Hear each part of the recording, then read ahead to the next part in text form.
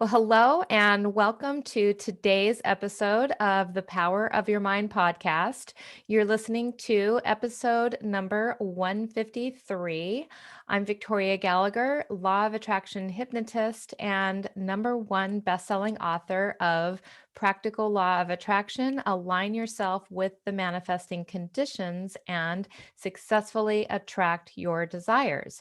I'm also the founder of HipTalk.com and HypnoCloud apps, which gives you access to over 500 hypnosis recordings right in the palm of your hand. So be sure to download that app from the app stores. And today I have a very special guest with me, Brian Biro. Did I pronounce that correctly? It's actually Biro, but that's okay. Biro. There we go. Brian Biro. Byron Biro is America's breakthrough coach. He has delivered over 1,800 presentations around the world over the last 30 years. He's the author of 15 books, including his bestseller, Beyond Success, and his brand new, The ROI of Kindness. Brian was rated #1 from over 40 speakers in 4 consecutive Inc. magazine international conferences with degrees from Stanford University and UCLA. Brian has appeared on Good Morning America and CNN.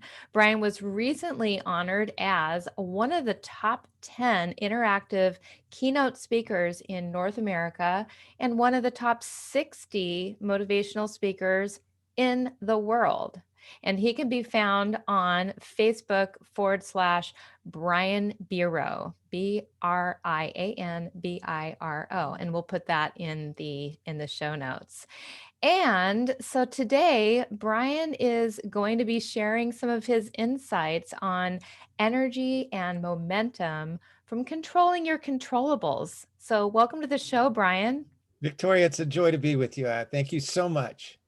Thank you so much for being here. And I love the title of today's episode, Controlling the Controllables, because I think that's so important. So many times people try to control the things that they can't control, and that is maddening. And so thank you so much for inspiring us and sharing some of your insights with us on that. My pleasure. And you're exactly right. When we focus on controlling our controllables, we feel a sense of momentum. We feel a sense of possibility. We feel like we can. And whenever we try to control what I call our uncontrollables, that's when we worry. We feel totally uncertain. We become caught oftentimes in paralysis. So it's a foundational key at any time, but even more so in times of rapid change. So I love talking about it because it's really my life's work. Yeah, that, makes so much sense. I like the foundational key because, when you start to just take control over the things that you do have control over, then guess what? It seems like you start to gradually build a little bit more control over things, That's more absolutely right. things. And I focus on 3 main controllables. These are the foundationals. The first one you're going to love because of your work on the law of attraction, and it's about really shaping your future. And at the foundation of that is really in one sentence the real heart of the law of attraction, which is what you focus on is what you create. It's Yes. not what you get. Too many people think, oh, well, what you focus on is what you get. No, because that leaves out the activating part, which is you. But focusing on what you want rather than what you don't want. Either way, what you focus on is what you create. So the first step is to get clear about what you do want to create. And the second aspect to that first shape your future is to no longer use your memory to see. So many of us don't use our vision to see, we use our memory to see. In fact, I can ask a question for your audience and they'll laugh at themselves, but what color is a yield sign? Yellow. And I hear you, almost everybody out there is saying yellow. Well, they're red and white. They've been red and white. They've been red and white. Yep, I got you. I think you're right. Oh my goodness. See, they've been red and white for more than 40 years. And yet I've asked 500,000 people or more in my events that question, and every single audience overwhelmingly yells out yellow. Why? Why did I do that? Why did I say it was yellow? Because of our conditioning and our memory. Conditioning is really a force of energies, a force of our memory. So most of the other road signs that we see, we have come to think of as yellow with black letters. And so we stop seeing. Now, where does that really matter? It matters with people. And the essence of that is change the way you look at people. The people you look at change. Change the Oh, way you that's look at so yourself. The true. self you see will change. So I love it because people always have the same reaction you just did. They lean back and go, oh my gosh. And you've seen thousands of yield signs. Why? Because almost everyone I know rarely uses their vision to see. Instead, we use our memory and our conditioning. So if you want to shape your future, you got to, right away, we want to stop that depending upon our past, because when you use your memory to see, you do not see what is, you see what was. And the Yeah. second you lock onto what was, guess what you block out? What is and what could be.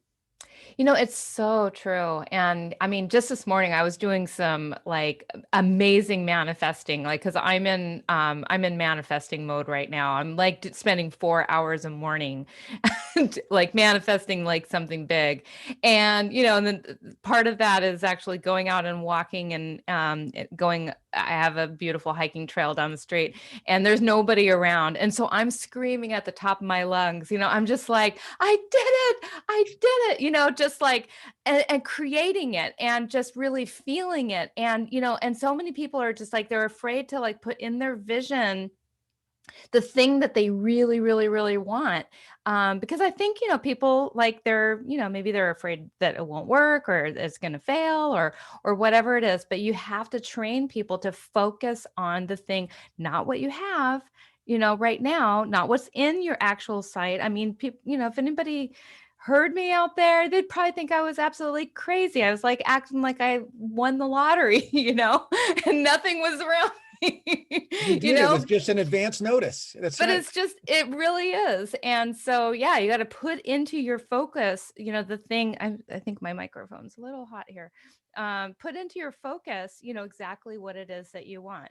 So let's just talk a little bit about like, what was it in your background? How did you get to this place here of, team building and leadership and speaking and teaching about all of this wonderful stuff? Like what was it in your background that prepared you to get to do this important work? Well, I think the starting place, Victoria, is I always believe that we have more in us than we think.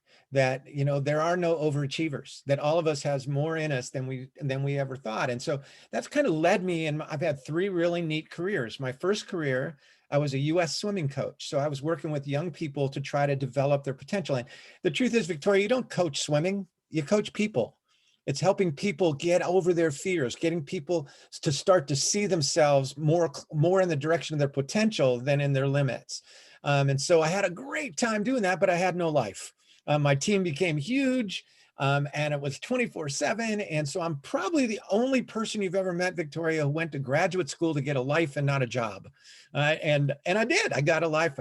My wife and I found one another, and I went in the corporate world for my second career. And amazingly, I found that the same key principles, these controllables that we're going to talk about today, were just as vital in the corporate arena as they were in coaching and individual development. And in the corporate world, what I really learned in my second career, I ended up being a vice president first of a very large transportation company and then an international training company. And what I found was that's where it really developed the team building part, because there was so much separation. Sound familiar to our world right now? So much separation and siloing and breaking apart. And it made no sense to me that operations and sales and the home office should really be loving each other, because they're not doing the things that they don't want to do what the other one's doing. And so I found that these controllables help to break down those silos, turn us from ego to we go. And then finally, that led me into, because the way I started to work on that in the corporate world was actually starting to do team building events in my own company. And I loved it. And I remember one day saying to my wife, honey, we are doing great. Let's quit. I got to go do this. This is what I'm on earth to do. And so for now, it's the 31st year, 31 years, I've been out there speaking and teaching and writing about these controllables, about team building possibility and thriving on change. Cool. Yeah, this is really exciting. I just love what you get to do. I mean, and it's, you've really created something that, most people really dream of doing. So it's really amazing. So tell me a little bit about, your perspective here on, you say that a lot of people think that there's only a few leaders, and and everybody else is kind of stuck having to just be a follower.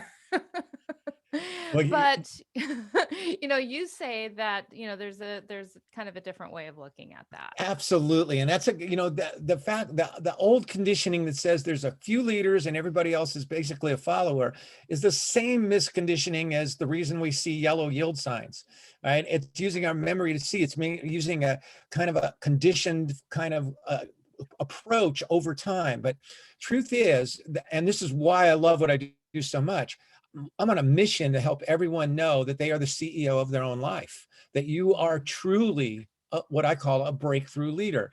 And what that means is, what is leadership? See, we use that term a lot, but what is leadership? When you get right down to it, leadership is nothing more than making decisions.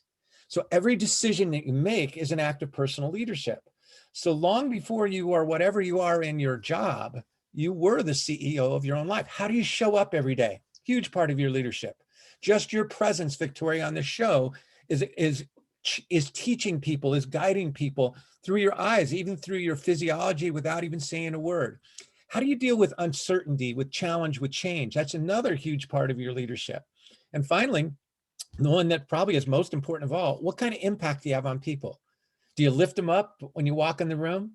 Do you keep them neutral? Do you push them down? So we're already leaders, but my passion is to help people, number one, know that you're a leader, and then two, to step into what I call a future-ready leadership, which is breakthrough leadership based upon those three controllables. I love that. Yeah. And we are all, I mean, at some level, we're leading something. I mean, we lead ourselves in our own households, and, we lead ourselves when we decide that we're going to, go, take a walk, or go to the grocery store, or anything, and it just starts with even just those small little decisions that we make, is whether they're decisions that we make in our company, or decisions that we make in our household, or decisions that we make in our health, or our personal development, or with our friends. Hey, let's go do this. That's leading. It truly is. You're a personal leader. You are the leader, and that leadership affects other people. I think my all-time favorite movie, I'm a cornball. My all-time favorite movie is It's a Wonderful Life. Oh The yeah. Christmas movie. And in that Mhm. movie, what I love about it is that this good man didn't recognize that he truly was a leader, that what he did affected other people, not just himself. And then he had this great gift of the angel Clarence helping him see the world had he not been there. And he finally saw, oh my goodness, I really could make a difference. I really did make a difference. My choices really mattered. Our work as leaders is to help the people that we lead, serve, and care about to know they're important. Mhm. Because when we do that, we help teach them that they too are leaders. I love that. And I got chills when you were describing that movie too. We watch that pretty much every Christmas. Oh So yeah, yeah, I just I've watched totally. it 45 times. I still bawl like a baby. Of course, I cry at openings of supermarkets, so I'm trouble. So, in your books, you suggest that our thoughts, our beliefs, and our expectations create a magnet like attraction. So, can you give us a few tips on how to use that understanding to, just to help people, our children, our friends, our coworkers to improve their quality of life, their confidence? Absolutely. And again, it comes back to that foundation that you teach every day, that what you focus on is what you create. And there is a principle that is called the Pygmalion Effect. And the Pygmalion Effect says that our thoughts, our beliefs, and our expectations are magnetic. That as we think about people, and the more influence we have on that person, the more they admire us or they pay attention to us, the more we're pulling them in the direction of those thoughts and beliefs. All right. And so this was tested. There was a man by the name of Robert Rosenthal. He was a researcher from Harvard. And he went into a bunch of first grade classrooms. And he went to the teachers, and only the teachers, 25 different schools. And he told them that he had developed a test for those teachers, for the first graders, that would identify for the teachers something they'd love to know. And what it would identify is which of the kids were what he called spurters. Now, a spurter was a child with great potential, but who had not used it yet. And so this test would identify those spurters for the teachers. So he administered the test, 25 different schools, 500 first graders, gathered up the tests. A week later, came back in the classroom and told the teachers, and only the teachers, who had been a spurter. Said, Victoria's a spurter, Kelsey's a spurter, Jenna's a spurter. Told the teachers which were the spurters. All right, but guess what? It was a big fake. He had never graded anything. What he had done was administered a very basic first grade intelligence test, gathered the papers and burned them, never looked at them. Oh my goodness. And then completely at random, he had told the teachers which were the spurters. Well, guess what happened? Yeah, in over 98% of the cases of these randomly selected spurters, they spurted and they stayed there in their academic careers. Why? Because the teachers changed. The teachers no longer looked at Victoria as Victoria. When they looked at Victoria, they saw a spurter. They saw this child with this great potential. Brilliant study. He got sued for it. Guess who sued him? Who? The parents of the other kids, because the teachers taught them as if they were not spurters. Right. So in our lives, when we look at our children, we want to look for their possibilities, because what you focus on is what you create. If you're in a business, so often we get so focused on weaknesses that we don't really help people lead themselves towards their strengths. So understand the power of your thoughts, beliefs, and expectations. They're actually bringing people in that direction. And so the more you use that to be a positive Pygmalion, massive positivity can come in your life. And as much as you are a Pygmalion to others, you are absolutely a Pygmalion to yourself. Do you see your possibilities? Are you really hard on yourself? Either way, what you focus on is what you create. It's so true. And, I believe even after practicing with law of attraction and all of these understandings for years and years and years, it's so easy to still have some blind spots. And I can tell you for myself, just being somebody who has to hire contractors and virtual assistants and things like that. I used to have a hard time with finding good help, but every time, and then that led to expecting to have a hard time finding good help. And so, the thing is like whenever I'd hire somebody, it was like there was something unconscious kind of going on. There was like, yep, it wasn't conscious, but unconsciously, it was just like, yep, another person is just going to let me down in the end. And so you begin to speak to somebody through that belief system, That through lens, that lens,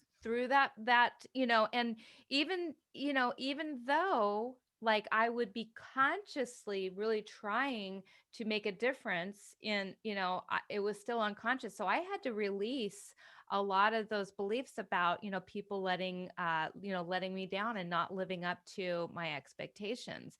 And what do you know, as soon as I released that, all of a sudden I started attracting way better people that work for me. isn't that amazing? Isn't that it was there amazing? all along, but it's like those spurters, like I told, you would tell and it seeps through and it's the same thing in relationships, with your spouse. I mean, if you continually tell them, you're not doing a good job around here, you're not living up to your duties or whatever, they're going to let you down. But if you keep telling them that oh my God, you're amazing, I'm just so happy, I'm so grateful for all the things that you do, and they're going to actually do that much better.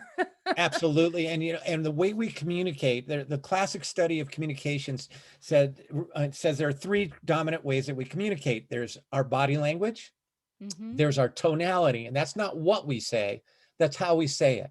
And then finally, there is our words. So words, tonality, and physiology. Well, the study, it's been done a couple times at UCLA, 25 years apart. 55% of communication is physiology, is our body language. Nothing comes out of our mouth.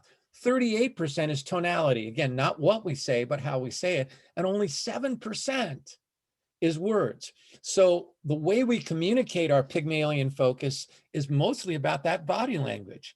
And that is driven by our belief. When our belief is thinking one thing, even though our words may say yes, and our body language is saying no, what's coming through is no. So it's really comes down to, you hit it, it's transforming that belief to looking at somebody differently. Again, change the way you look at people, the people you look at change. Change the way you see yourself, the self you see will change. And that's where you want to be the kind of positive Pygmalion to yourself. Yeah, it's so true. I was having a little discussion with my husband the other day, and he wanted to talk to his boss about something, that was going on at work. And I said, well, what is your intention in sharing this with him? Is it self-serving, or is it for the greater good of the company? And he's like, well, it's kind of like a little bit of both. I'm like, because you want to be careful, with what your intention is, because even if whatever you're saying, is like what he wants to hear, is not necessarily what he's going to pick up on. And, Absolutely. it, Absolutely. people will say no and reject you, because for seemingly no reason, but it's because the unconscious the unconscious dialogue is happening, and no one even no one's even aware of that part. Absolutely. Absolutely. Yeah, so that's really, really great information. It's really, really great insight. Thank you for sharing that. You bet. So, in your books, your seminars, your presentations, you talk about ways for us to elevate our energy, and you talk about, this is like, I mean, this is really the critical key for a richer life. So, can you kind of expand on this whole energy? I would love to. I would like to throw my energy into doing that. So, you know, first of all, when we talked about the three controllables, the first we talked about was shape your future. And that had Mhm. those two elements: to what you focus on is what you create, and to stop using your memory and conditioning to see. The second is to energize and engage yourself and your team. And so, first thing about energy is that energy is a choice. So many people think of their energy in the same way they think about the weather. It's like, Mm. gee, I hope this cold front stops. Gee, I hope the weather is better for our family trip. But your energy is nothing like the weather. Your energy is absolutely positively a matter of choice. And when you first know it is a choice, and then you learn how to cultivate a better energy choice, watch out. Because why is your energy so important? Two key reasons. First reason, Victoria, I get to teach you my very favorite word. The first reason why energy is so important, it's about the WOO, which is called the woo, Woo. which is really fun to say, isn't it? Woo. All Yeah. right. Woo. And the woo is the window of opportunity. The Oh, woo I is the love window of it. opportunity, which is every precious moment. So what I mean by that, you never know if the next person you'll meet today, even virtually, if that person might become a lifelong friend, as you didn't know when you met your lifelong friend. You never know if the next time you talk to your husband, your daughter, your son, a friend, just a person you have to be beside, if something you say in the next conversation may be so eye-opening, so powerful for them, but they couldn't see it with their own eyes, but you saw it. And when you said it, you seized the woo. And because of that, their life got better. So Mhm. the question to all of us, because we're all leaders, is not, is there a woo? There is. The question we have to ask ourselves, if we really want to elevate our lives, is how many of those puppies have we missed? And why do we Yeah. miss them?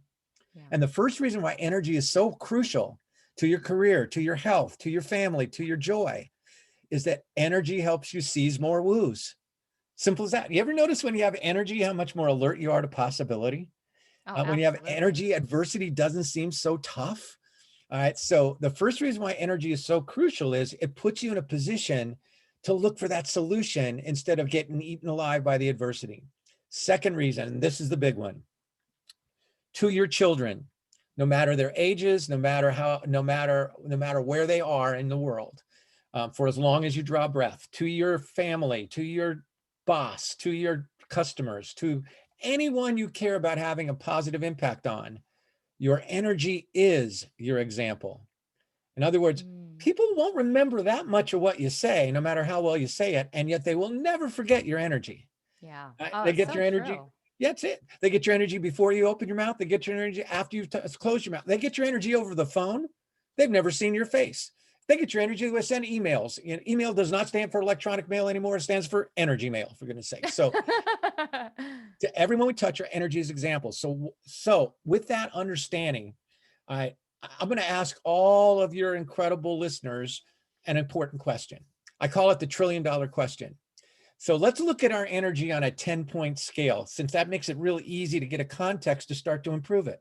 So on that 10-point scale, 1 is comatose, all right? 10 is a child on Christmas morning. 10 is the way you feel when you just did the best job of your life. It's something you love to do. So here's the $1 trillion question. This is a life-changing, family-changing, health-changing, you-changing question. When you think about that 10-point energy scale from 1 to 10, where have you been living your life? Whoa, that's a great question. Really unless your answer was 99.7, all right, on the 10-point scale, the next question is, how can I elevate that number? Because whatever that number is, suppose when I asked the question, where am I living on my 10-point energy scale? And you thought, I've been living at a 7. Yeah. What is that 7? That 7 is nothing more than your habit. It is the way you've created the world for yourself, your environment, to live kind of at that average number 7s. It's like how a do you set change point. it? Yeah. We're just sort of like stuck. That's our comfort zone. That's our comfort zone. That's where we've conditioned ourselves to fit. So how do you change it? 2 key ways. We can spend a whole day on it. We'll make it short. Number 1, change the way you move. Your energy is created by the way that you move. Anytime you've been at your best, you have moved your body, your facial expression, your eye position, your smile, your body position, your posture differently than when you've not been your best. Now, I've said this to some people before, and they go, well, Brian, if I had more energy, I'd move more. Right. Move more and you'll have more energy. In other words, if you want to move your career, if you want to move your health, you must move yourself. You need to add movement. Now, one thing I watch about you and doing this on Zoom, which I love, is your face is so full of life. You have a level 10 face. It's full of joy. It's got smiles. Your eyes brighten. You lean back and laugh. So your movement is part of that, why your energy is so powerful. So number 1 way to elevate your energy is to change your movement habit. Never sit at a computer for more than 15, 20 minutes without getting up, taking a breath, moving your arms and legs a little bit. Start at 5 minutes of extra movement a day, and then add 1 minute a day every other day for 2 months. And pretty soon you're an hour of active movement without having it be burdensome. The second key to energy, and the most powerful, is that your energy is perfectly correlated with your level of purpose. Whenever you're full of purpose, you're full of energy. Have you ever noticed when you get to do what you love to do, it doesn't matter how much sleep you had, doesn't matter how you've been feeling, you are 5 years old when you get to do what you love to do. But when you lose sight of your purpose, it's like somebody puts a big old pin in that balloon called energy. So how can you focus on purpose in a realistic, practical way on a day-to-day basis? And here's the simplest way I know, and it works. Every morning when you wake up, start with this question. Ask yourself, what am I truly grateful about in my life today? What am I truly grateful about in my life today? What you're grateful about will zero you in on your priorities. Your priorities will always lead you to purpose. So as you focus on movement, as you start to be more purposeful, I'll give you a perfect example. Every seminar that I speak at, every event that I keynote, I bring a photo, a big, giant, blown up photo of my family, because they are my purpose. And right before I speak, I spend present time with each one of them, and it changes me.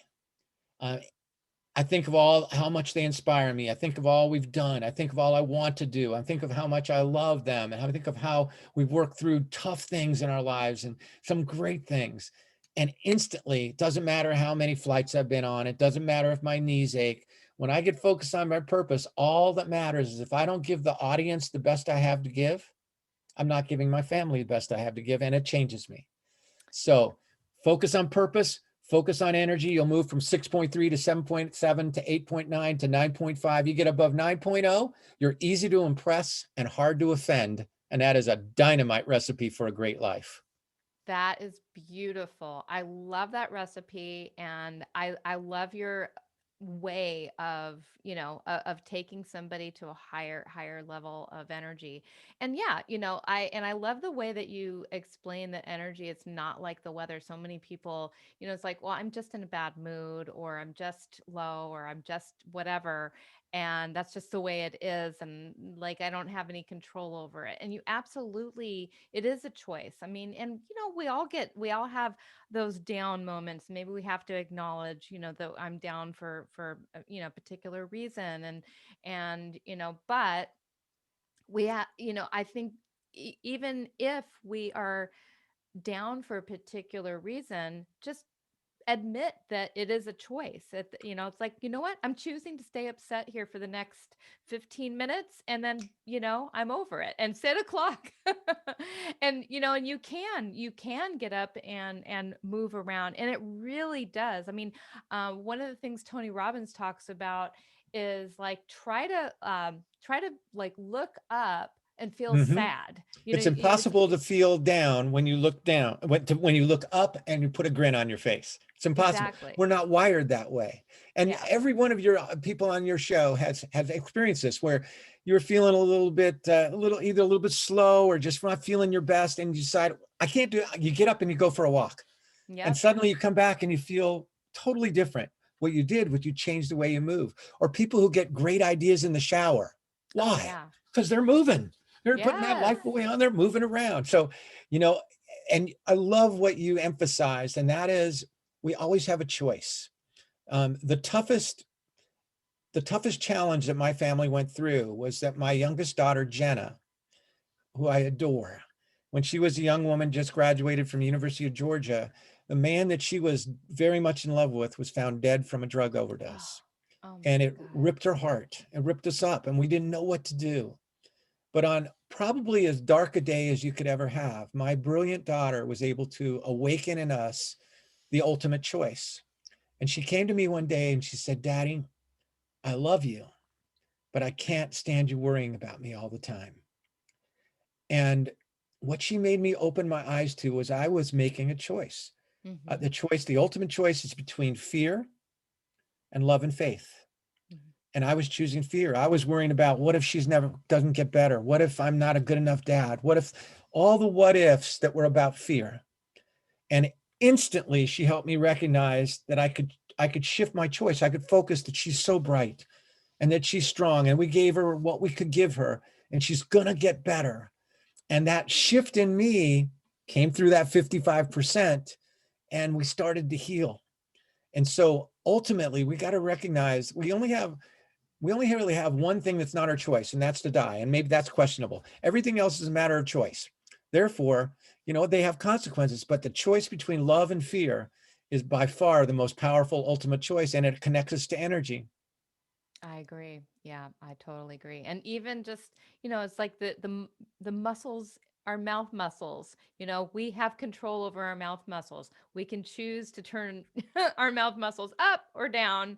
And, and even though like sometimes, just even putting a smile on your face can seem like hard work, if you do it, it can shift your energy, and just get up and jump up and down a few times, and that'll shift your energy. There's tons of little tiny tricks. They might feel silly at first, but then you'll just kind of like end up laughing, or even just laugh at yourself, laugh at yourself. It's just Absolutely. another way to I had shift the that great, energy. I had the great gift of being able to see Dr. Norman Cousins. He wrote a book Oh. called Anatomy of an Illness many, many, many years ago.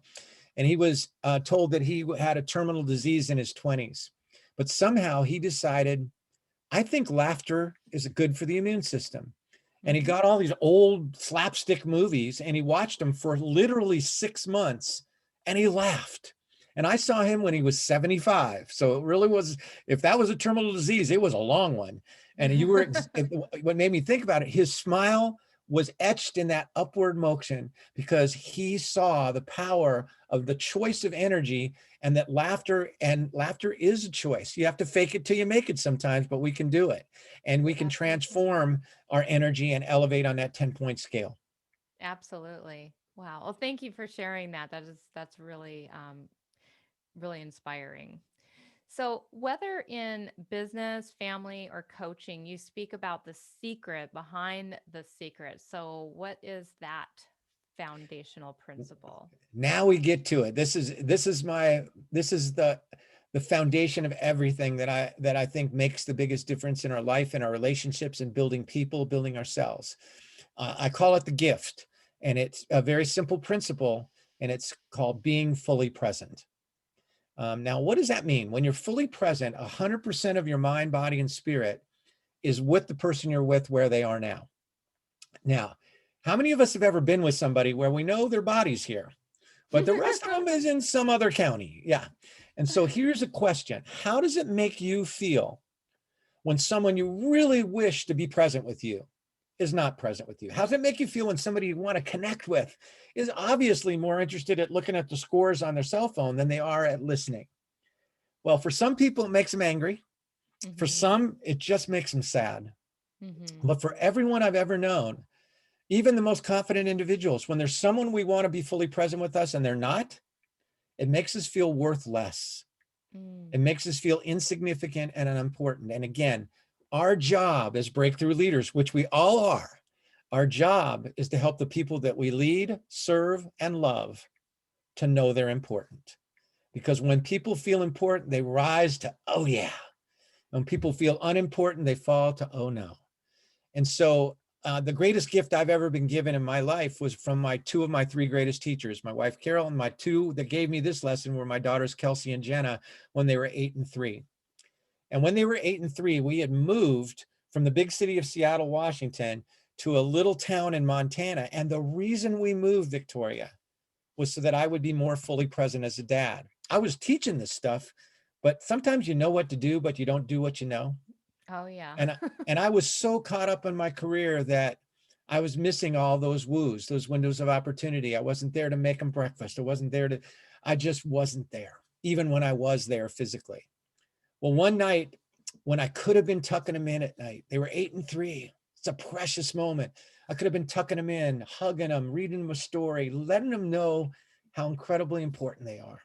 Instead, I was reaching for my phone on my desk to catch up on all these voicemails, thinking, well, while they're getting ready for bed, I'll just knock off a few voicemails. Well, that night they didn't let me get away with it. And they walked in my office, and Jenna was 3. She crawled up in my lap, kind of nosed my arm up, kind of like a golden retriever, pet me, pet me. All right. And they said, Daddy, before we go to sleep, can we ask you something? And I go, sure, you can ask me anything. And Victoria, they grabbed my heart and they shook it. And they changed everything. They gave me a direction in life that is my direction. And they simply asked, Daddy, do you love your phone more than you love us? Oh, my Oh, God. I felt the Oh, blade go in. oh. Emerson said, what you do screams so loudly, I can't hear a word you're saying. Hmm. And they made me open my eyes to the fact that I was living as if my phone was a higher priority than my children. And this was before cell phones, which I think has amplified that commonality. So Absolutely. bottom line was that night I tucked him in. I never missed another night when I was home. The next morning, I got him up, got him ready for school, made him breakfast, never missed another morning after that. And that day I changed the way I did my calendar. From that day forward, I would never do more than 7 events a month. I didn't care what you pay me, I wouldn't do it. And I thought I was doing it for them. You know that every dimension of our lives Hmm. elevated with the decision to be more fully present. Because here's the secret. You don't get less done being fully present, you get more done You because you're do. there with each person 100%. You're there with the task 100%. So I love to remind myself with kind of a fun little poem. It says, the past is history, the future, a mystery. The gift is now. That's why we call it the present. And I always say, give me a woo on that one, woo.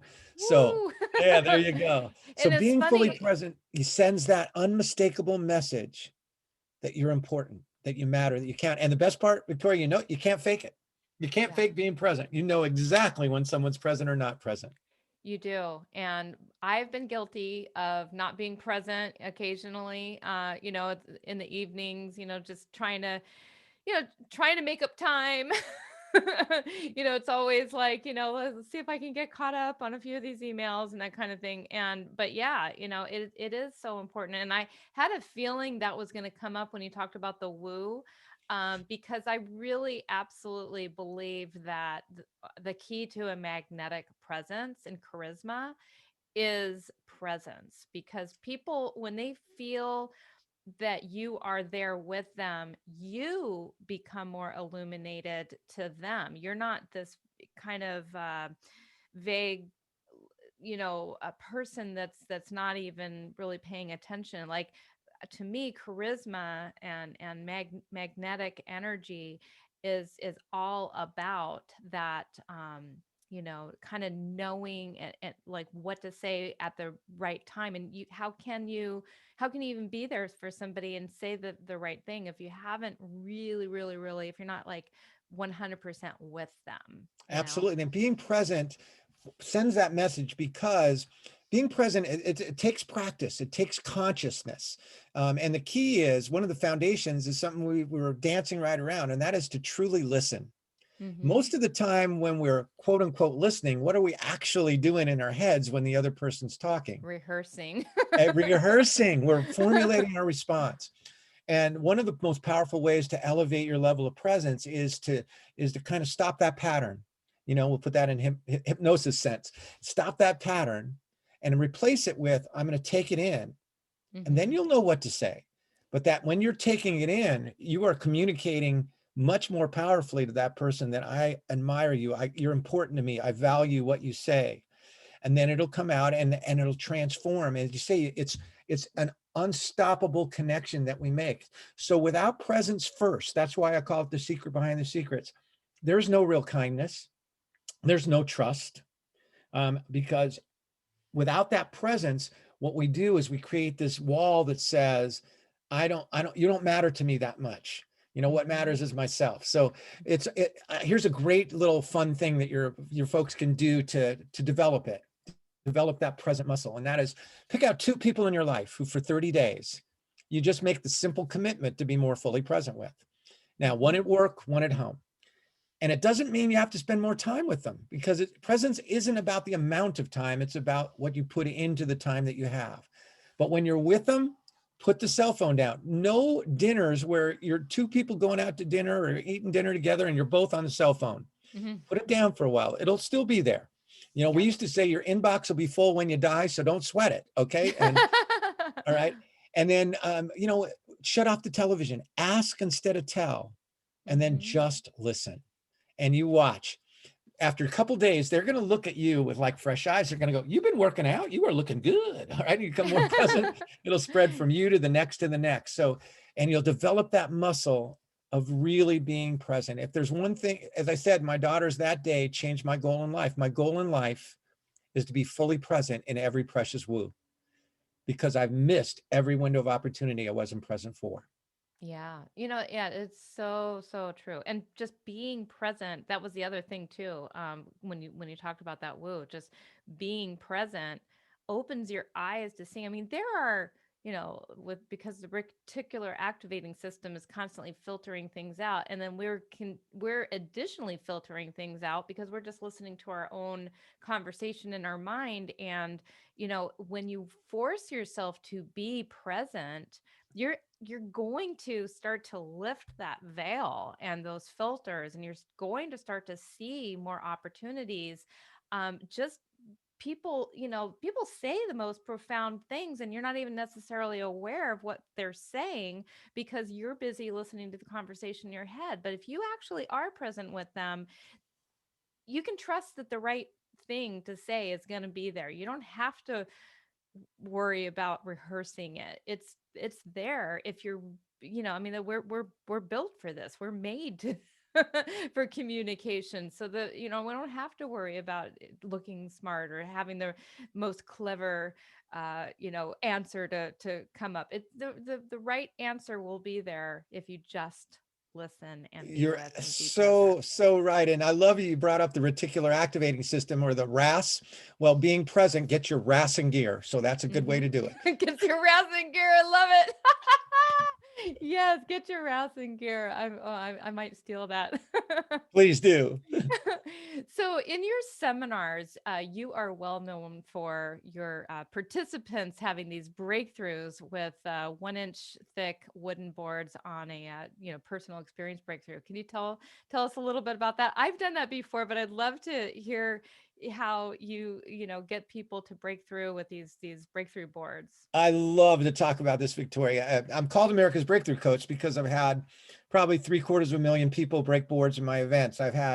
Um, I've had a 95-year-old 4 foot 10 inch woman break her board in front of 4,000 people. I've had people who I guarantee if you looked at them, you'd say there's no way. And it's not about breaking a piece of wood. It's about breaking through fear. So it's a metaphor. So it's the greatest combination individual and team breakthrough experience you could have in an event. The individual part is related to the meaning. So I have everybody write on the front of the board and get clear about what it is about a limit, fear, obstacle, habit, or doubt. That today is the day, or it is say, never again will I let this hurt my children. Never again will I let my fear make me feel small or weak. So you got to identify what the obstacle is, but then the magic is on the back of the board. You write down what's something awesome, what's waiting for me when I have broken through. What Mm. am I going to do, feel, create, be, have in my life? Example, the very first board I ever broke a long time ago, I wrote on the front of my board, my obstacle was the word procrastination, right? Mhm. And it was procrastination about writing books. My whole life I wanted to write a book, but I always found a way to put it off. Well, on the back of the board, I wrote freedom, abundance, and truth to my word. That when I Mm. overcame the fear that was paralyzing me into procrastination and I wrote my book, I'd bring my family new abundance. We'd have freedoms we never dreamed of before. And I'd be living my word every day instead of lying every day. Well, that's so the meaning is I've had people bring their families back together. I've had people beat cancer. I've had people transform their spirit and attitude. I've had people lose 150 pounds because they got clear. And for the first time ever, they were pretty clear about what the obstacle was, but this is getting it crystal. But then they had never looked on that other side. And really, that's what you end up breaking through too. So the individual part of the breakthrough is related to that meaning. One other piece. So if I had 500 people in an event, and we'd start with 50 circles of 10 people each. So if you were in one of those circles and you're ready to break your board, everyone, those 10 people around, you're going, Victoria, Victoria, Victoria. And that music's going, the energy's flying. Victoria, some people have never been cheered for in their lives. And Mhm. that being cheered for, that total unconditional support, for some people is the biggest breakthrough of all. So that's the individual part. The team part is equally powerful because there's something about this that takes even the most shy people and it blows it out. They're just cheering and tears and emotion. And there's one other part to the team thing that I never could have realized until the best day of my life was my daughter's wedding day. And it was for Mm. something I never could have dreamed of until I experienced it. And that was for probably 6 hours that night. I didn't think of myself once. All I could do was think of her. Oh, that's And when you're beautiful. cheering for Victoria, Victoria, Victoria, you get to feel as you're cheering for that person the way I felt with my daughter that night. Suddenly you've shifted totally from ego to we go, and you're putting your unconditional support in another person. And it's unmistakable the way that you feel that. So it is a remarkable metaphor that is accurate. And what I love about it too is it's just like every goal you set in your life. So you say, I'm going to lose that weight. I'm going to write that book. I'm going to start that podcast, whatever it is. You don't know you can do it until you do it. And Mhm. breaking the board is the same way. You don't know you can do it until you step in the circle and go for it. And the truth is, the biggest breakthrough is not breaking the wood. It's breaking through and stepping in the circle and going for it. That's Yeah. already the breakthrough. And so I've done it. I've done it more than 1,800 times with audiences all around the world. And I think you can feel how much I love it. I can't wait to do the next one because it It is. is an expansion. It is actually living the three controllables. You have to shape your future. You have to energize and engage. And it's equally a team event. So it's taking what we've taught and actually applying it before they leave the room. So when people walk out, they go, gosh, I didn't know I could break that board. What else could I do that I didn't know I could do? Exactly, exactly. And it is, when you break that board, because I've done it a couple of times and I've coached people back when I was doing this program, and it's not a strength thing. It has nothing. It's a mental it's an energy thing, It is, and it's and what you focus on. If you focus on the board, you're going to get the board. All yep. right. If you focus beyond the board, you're going to move beyond the board. That's so much of it. It is putting into real life the truth that what you focus on is what you create. It You really focus on is. the obstacle, you get it. What you resist persists. You focus on the breakthrough, you get the breakthrough. I love it. I love it. That's so inspiring. And it's just so cool that you get to do that on a regular basis. So, we've never experienced anything quite like the uncertainty and the challenge that's been brought on, by the pandemic, the coronavirus. And, so what are your thoughts right now for, the best perspectives and focuses that, people can use to focus on during these unprecedented times? Well, I think I'm a very good person to talk about this because for 30 years, Victoria, my life was going out and speaking at live events. And as of March 12th last year, I had about 80 events booked for 2020. By March 15th, I had 0 events booked for 2020. So my Sad. world was completely shut off. So the first thing is what we talked about earlier. You have to make that foundational choice between fear or love and faith. And it was very easy to focus on fear, which is focusing on the board. Hmm. But does it serve you? No, all it does is bring more to you. So immediately it was, what can I learn from this? And to me, there's 2 key things we can look at that really support us in this time. Number one is, this is borrowed from Think and Grow Rich by Napoleon Hill. And it says, within every adversity is planted the seed of an equivalent or greater benefit. So in other words, when you think about it truly, the toughest things we made our way through in our lives, aren't they often the things from which we've grown the most? Absolutely. And so no matter what's going on, it's going to teach us things we never knew before.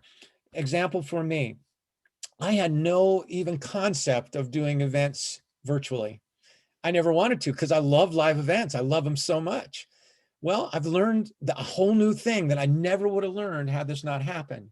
Um, my daughter, when we talked earlier about what she went through when she lost somebody that she truly loved, and it was a very hard time. But on the other side, there's something incredible that she's learned from it. I would have not chosen that way to learn it, but she knows she can handle anything in this world. And wow, as a dad, to know that your daughter has this new strength, it's pretty incredible. So no matter what's going on in our world, first of all, is we have the choice between fear and love, right? And fear and faith. Secondly, recognize there's new possibilities that in this world that weren't there, and we would have never even opened our eyes to had it not come. And finally, is that we can always do the next best thing. One of my very favorite things to do in life has been to read biographies. I always feel like you learn some amazing things from about people. And Chuck Yeager, who kind of coincidentally, he was the guy who broke the speed of sound. He was the guy who was the Hmm. forerunner to the astronauts. And they asked him, they said, well, Chuck, what do you love to do more than anything? And he said, my favorite thing in the world to do is to fish for the golden trout. And they said, well, where do you get the golden trout? He says, they're only at the highest mountain lakes. They're only above 9,000 feet elevation.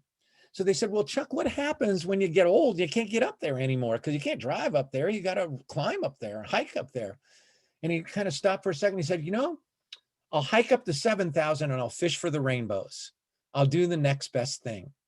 And so when there's a challenge, sometimes we think, oh, I'm done. I'm over. I can't do it anymore. My world is over.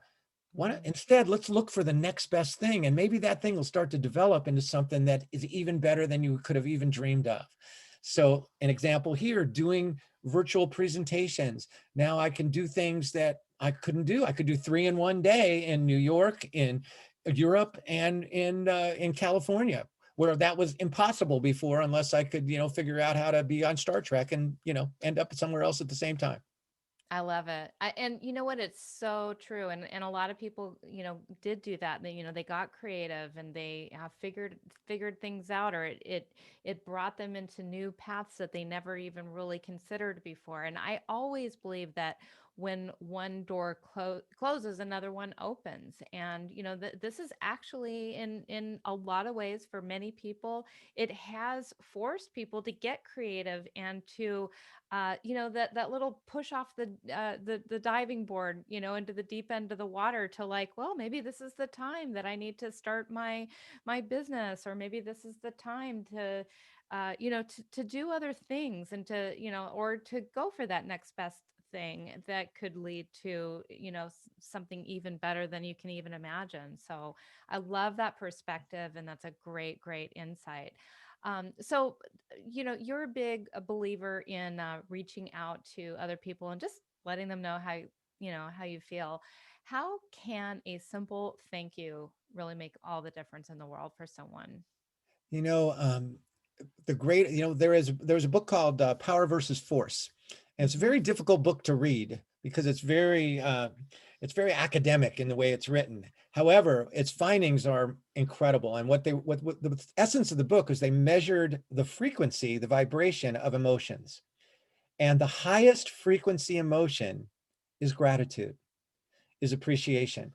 So that when we're in an attitude of gratitude, there is no room for remorse or sadness or down or negative emotion. It is overpowered by that higher frequency. So whenever we express appreciation and gratitude, we are rising to our highest vibration as human beings. And amazing statistic, before COVID, there's an annual study on loneliness. Before COVID, 62% of Americans considered themselves lonely. 62%. That was up from 49% in 2016. By 2020, 62%. Now, why is that? Well, a lot of times because we withhold the power of our authentic recognition, acknowledgement, and appreciation of others. A simple thank you. Two most important words in the English language, thank you. And when we do that, we express to people, we express something that we're wired, that we need to understand, that we matter and that we count. And so I call it being a world-class buddy thanker and really stepping up and because probably the most important words I've ever written say, the love we fail to share is the only pain we live with. The love we fail to share is the only pain we live with. And if you don't wake up and start to express that thanks to people, that appreciation, look for their best and say it, then the love you fail to share may end up becoming the thing that you leave behind. Instead of the love you fail to share is the only pain you live with, it'll be the only pain you leave with. And that's too late. So it's just looking for people's possibilities. It's looking for the opportunity to just say thank you, not just for their outcomes, but for what they put in, for their effort, their attitude, their energy. It's using the power of surprise. Surprise is the super glue of positive impact. So when you give somebody stop a meeting and say, wow, you've just been doing an amazing job. And they didn't even know they've been doing it. They just were being themselves. Again, what you focus on is what you create. You point them in that direction. Absolutely. And gratitude, I love it. Gratitude is so, so important. And, and it's such an easy thing ultimately to do, to express, just to express your thanks, your appreciation. And it's so meaningful, especially when it's coming from, authenticity and being specific about what it is that you're so grateful for. I mean, people love to be appreciated and acknowledged. So, this has just been such an inspiring.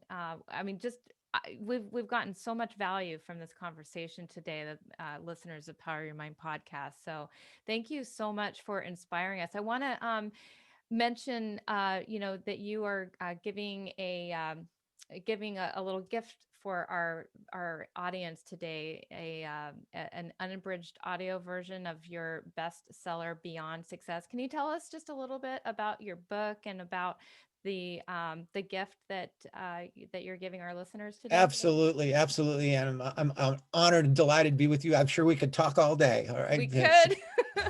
The book Beyond Success was my bestseller book, and it was the foreword to the book was written by the greatest coach of all time. His name was John Wooden, and John Wooden epitomizes so much of what we talked about today. He was the most fully present person I've ever known.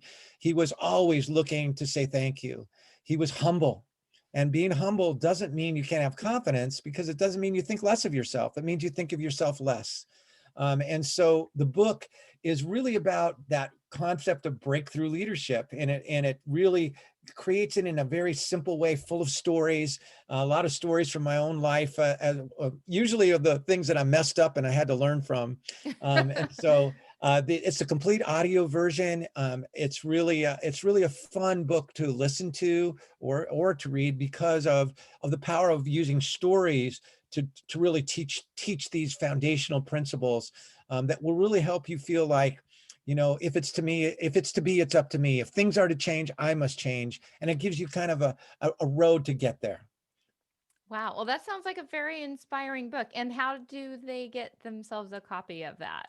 Well, all they have to do is go to my website, which is www.brianbiro.com, and just mention your show, and we will get it Awesome. off to them. We just need their email address and we'll get it off to them. As simple as that. Oh, that's wonderful. Wonderful. Well, that is so generous of you. And we really, really appreciate that.